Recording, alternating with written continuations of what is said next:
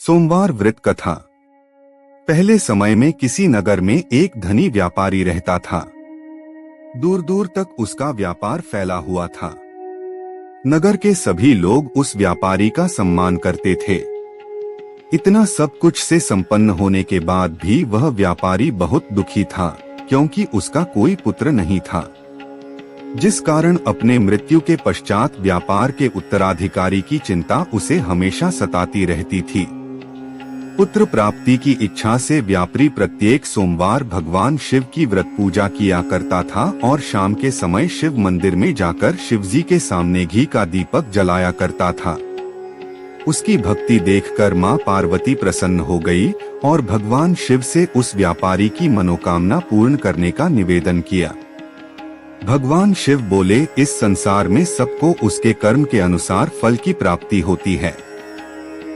जो प्राणी जैसा कर्म करते हैं उन्हें वैसा ही फल प्राप्त होता है।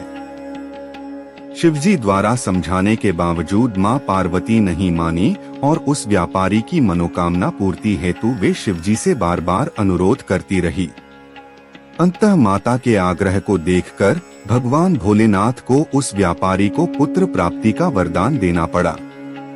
वरदान देने के पश्चात भोलेनाथ मां पार्वती से बोले, आपके आग्रह पर मैंने पुत्र प्राप्ति का वरदान तो दे दिया, परंतु इसका यह पुत्र 16 वर्ष से अधिक समय तक जीवित नहीं रहेगा।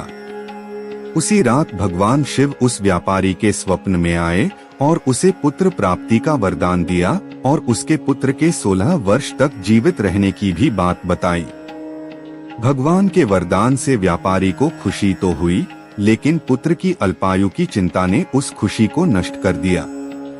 व्यापारी पहले की तरह सोमवार के दिन भगवान शिव का विधिवत व्रत करता रहा।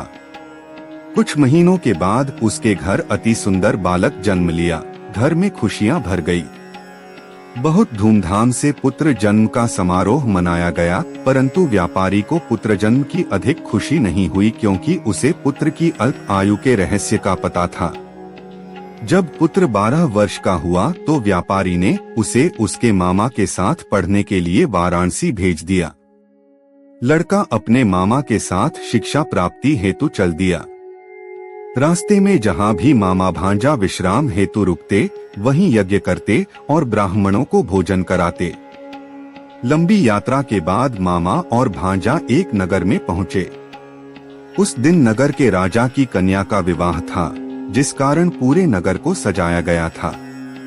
निश्चित समय पर बारात आ गई, लेकिन वर का पिता अपने बेटे के एक आंख से काने होने के कारण बहुत चिंतित था।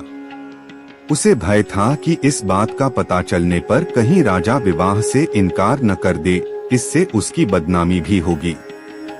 जब वर के पिता ने व्यापारी के पुत्र को देखा तो उसके मस्तिष्क में एक विचार आया।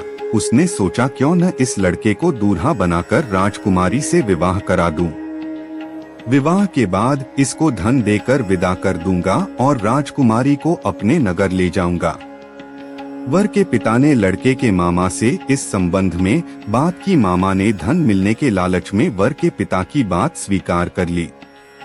लड़के को दूल्हे का वस्त्र पहनाकर राजकुमारी से विवाह कर दिया गया और राजा ने बहुत सारा धन देकर राजकुमारी को विदा किया। शादी के बाद लड़का जब राजकुमारी से साथ लौट रहा था तो वह सच नहीं छिपा सका और उसने राजकुमारी के ओढ़नी पर लिख दिया, राजकुमारी, तुम्हारा विवाह मेरे साथ हुआ था। मैं तो वाराणसी पढ़ने के लिए जा रहा हूँ और अब तुम्हें जिस नवयुवक की पत्नी बनना पड़ेगा वह कान्हा है। जब राजकुमारी ने अपनी ओढ़नी पर लिखा हुआ पढ़ा तो उसने काने लड़के के साथ जाने से इनकार कर दिया। राजा सब बातें जानकर राजकुमारी को महल में रख लिया। उधर लड़का अपने मामा के साथ वाराणसी पहुंच गया और गुरुकुल में पढ़ना शुरू कर दिया। जब उसकी आयु 16 वर्ष की हुई तो उसने यज्ञ किया। यज्ञ के समाप्ति पर ब्राह्मणों को भोजन कराया और खूब अन्न वस्त्र दान किए।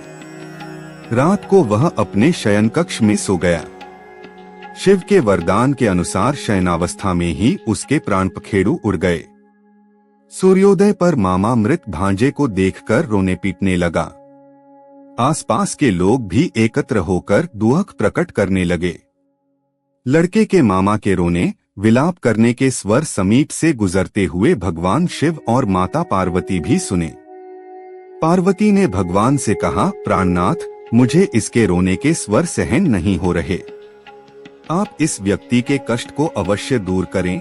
भगवान शिव ने पार्वती के साथ अदृश्य रूप में समीप जाकर देखा तो भोलेनाथ पार्वती से बोले, यह तो उसी व्यापारी का पुत्र है जिसे मैंने 16 वर्ष की आयु का वरदान दिया था। इसकी आयु पूरी हो गई है। मां पार्वती ने फिर भगवान शिव से निवेदन कर उस बालक को जीवन देने का आग्रह किया।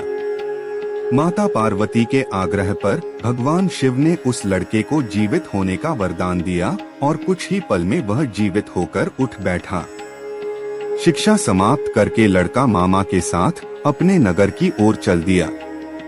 दोनों चलते हुए उसी नगर में पहुँचे जहाँ उसका विवाह हुआ था।